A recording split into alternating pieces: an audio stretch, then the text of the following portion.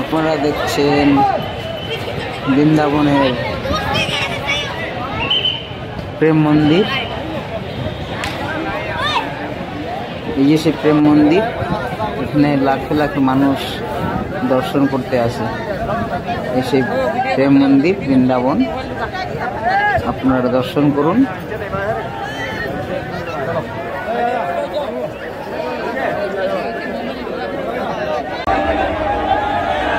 দর্শক দেখতে পাচ্ছেন কত দর্শনার্থী এক গেট দিয়ে ঢুকছে, আর এক গেট দিয়ে দর্শন করে বাইরে যাচ্ছে। আপনারা যারা আছেন, যারা ভিডিও দেখছেন, তারা দর্শন করুন। আশা করি আপনারাও আসবেন বৃন্দাবন প্রেম মন্দির দর্শন করবার জন্য।